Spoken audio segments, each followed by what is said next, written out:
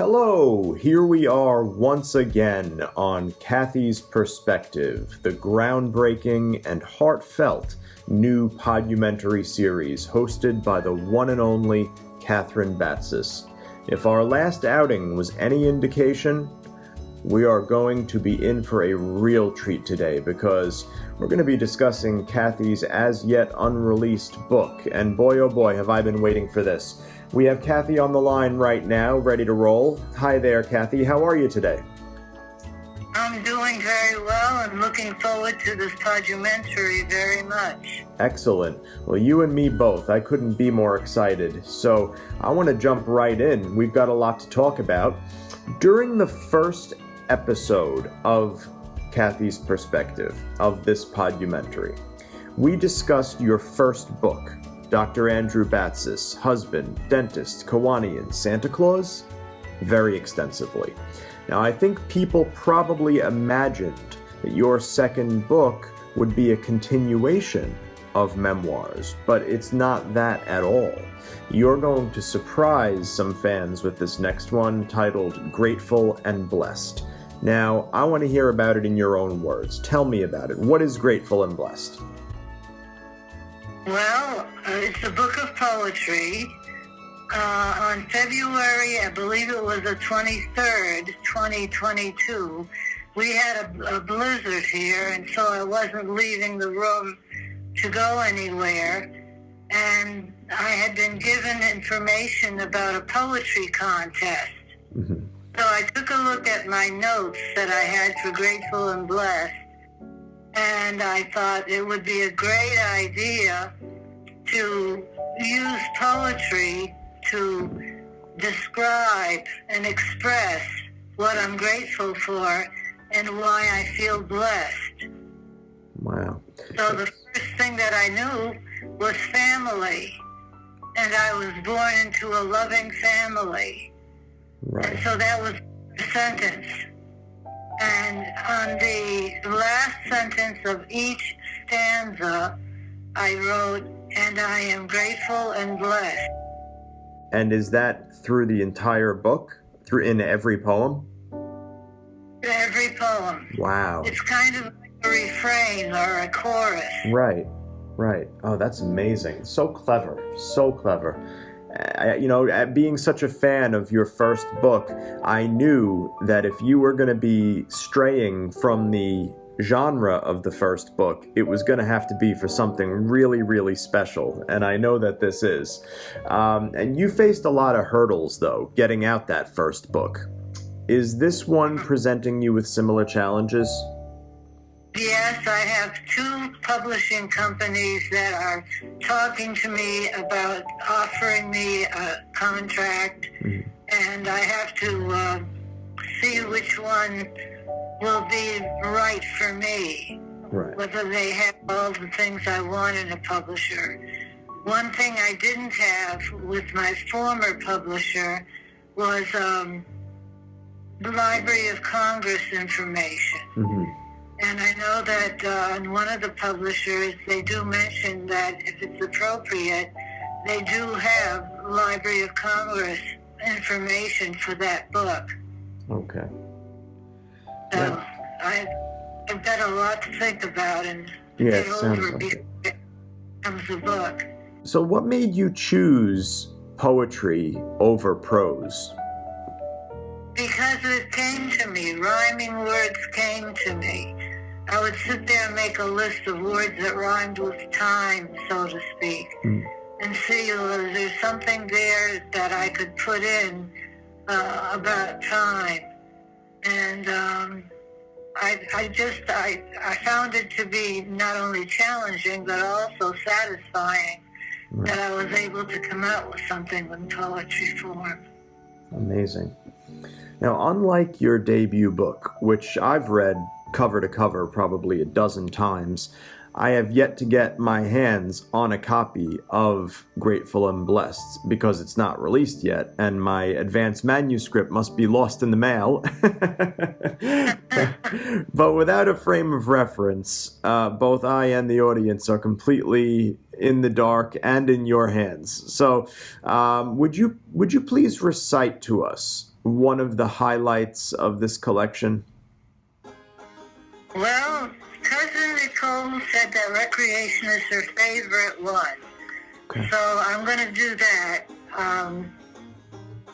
Sounds good. I think maybe you'll enjoy it, too. It has to do with my childhood and then as I grew older and all. Oh, great. So, my good childhood friend and I got along as well as ice cream and pie. We played marbles, jump rope, and hopscotch games, ignored the people who called us names, and I am grateful and blessed.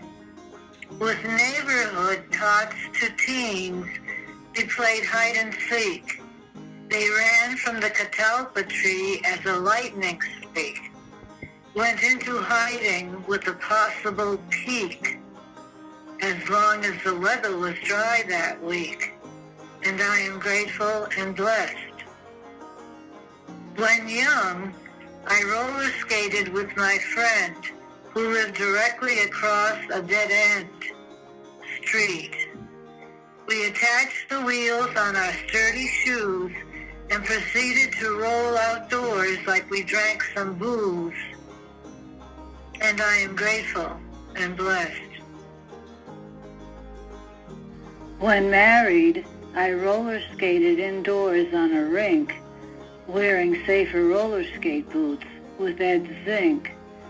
On roller skates we waltzed, and as we danced, one time Ed tripped and fell, and gracefully regained his stance, and I am grateful and blessed. In my teens, I skated on outdoor ice, wearing hockey skates that were hand-me-downs twice. Then my parents bought me new figure skates. I was so pleased I searched for skating mates, while mother sought to make me best dressed, and I am grateful and blessed. I enjoyed candlepin bowling with small, smooth balls. I hoped my strength and form would make the pins fall. Time for pizza! I ate 2 slices. I had gall. She sure likes pizza, the southern vendor drawls, and I am grateful and blessed. My skiing career was extremely short. One day, after I constructed a snow fort, I went into the garage, took down the skis from the wall, placed my feet into the cross ski boots and all. The trouble was, I couldn't move the skis. So, I took them off, replaced them on the wall, and went into the house before I would freeze, and I am grateful and blessed. I learned to swim at Walden Pond. For swimming, I became quite fond, or I'm going to change that to, for swimming, I became quite a swan. I haven't made a decision on that yet. This program was sponsored by the town. From the wharf, we learned to dive down, and I am grateful and blessed. One afternoon, I directed a play, Goldilocks and the 3 Bears. Mother invited the neighbors, placed 5 chairs, and provided Greek refreshments that day, and I am grateful and blessed. The family played outdoor games in their backyard. Light badminton rackets, extra shuttlecocks, and a 6-foot net were in the box. All items were inventoried by this bard, and I am grateful and blessed. Croquet was played in the backyard also. We used wickets, mallets, and wooden balls. We were careful so we would not have falls. I remember playing with my caring bowl, and I am grateful and blessed. Horseshoes is a game using two metal stakes. The path between the stakes is long. In throwing the shoe, one needs to be strong. To celebrate a ringer, eat cupcakes, and I am grateful and blessed. When chewing bubble gum, I'd blow big bubbles. Sometimes they'd break and I'd have troubles. Chewing gum made me hungry, so I eat a candy bar. Milky Way, Mars bar, Tootsie Roll, or a Clark bar. And I am grateful and blessed. And that's the end of recreation. Wow, that was fantastic. I just love how you're able to play with language the way you do. It's really just so special, and in a way it also echoes your prose, the way that you write prose. I can see that there's a great crossover there. You can tell that they're related. Maybe it's just through the sheer quality of writing, I'm not sure, but you can really tell, and it's just wonderful. So obviously you have a masterful control over the English language. Now, personally, being a fan of our actual New England seasons, literally the seasons in New England, I can't resist asking to hear the poem of the same name, Our New England Seasons. That one really jumped out at me when I saw the list of poems that are included in the book.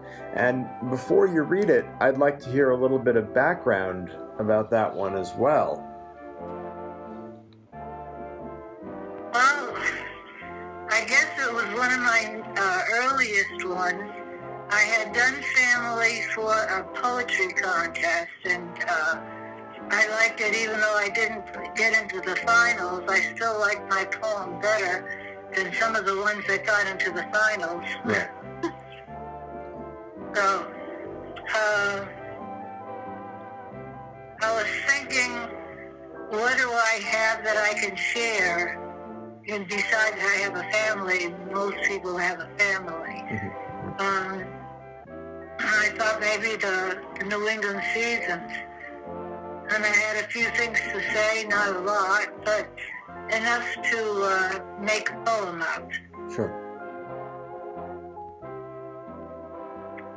So it starts out, spring begins in the middle of March. Now that's not true. It's really March 22nd or 21st. Right. And that's not really the middle, but anyway. Middle end. I'm gonna say it that way anyway. So Yeah. New England spring begins in the middle of March. In the Greek Independence Day parade, we march. April showers refresh the air and land, while May blooms burst up through the sand, and I am grateful and blessed. Summer begins in the middle of June, when one may hear a Flag Day tune. July is a month for celebration to remember the birth of our nation, and I am grateful and blessed. August is hot and usually dry. Do you and yours ever wonder why?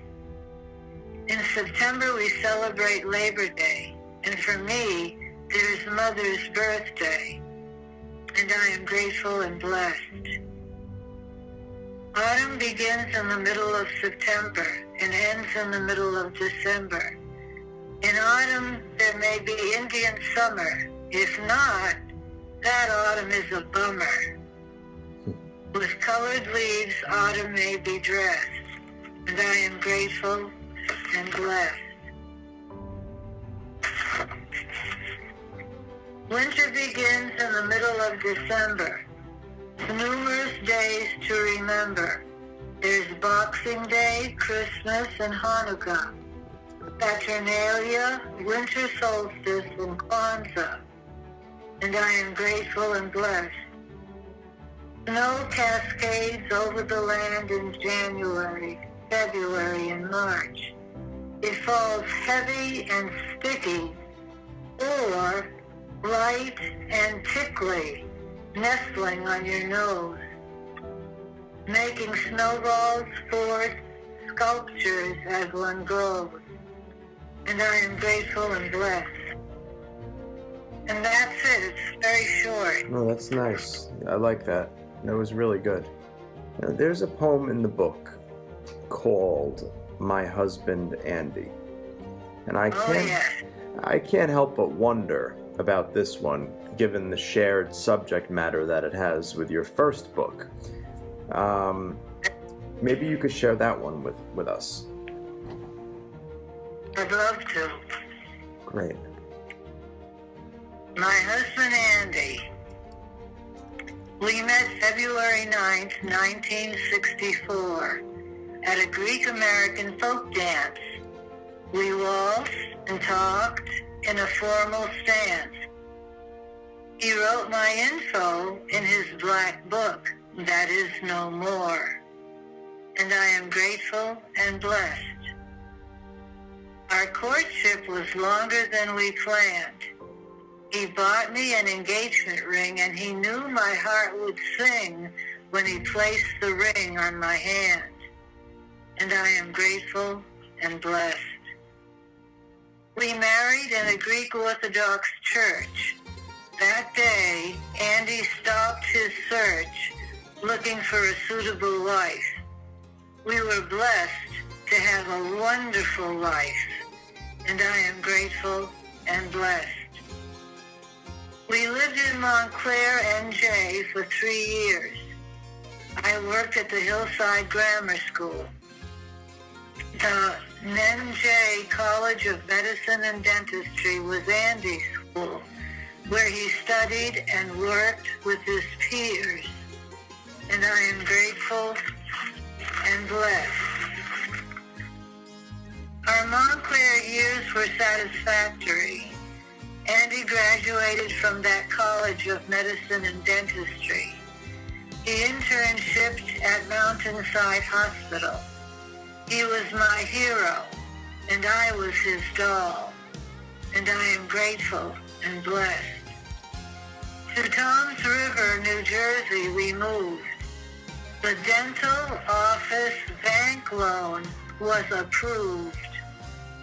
Andy's sister gave us a puppy.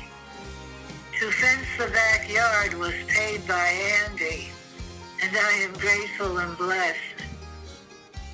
Andy got himself a Lincoln Town Car. I got a blue Swedish Volvo, as I had many places to go, such as to work at school that was not far, and I am grateful and blessed. Andy's dental practice thrived.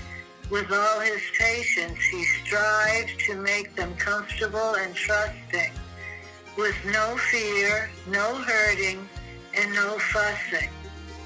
And I am grateful and blessed. Since Andy's dental practice expanded, he hired a receptionist and an assistant. He gave trinkets to children instead of candy, and Halloween toothbrushes, thanks to Mrs. B.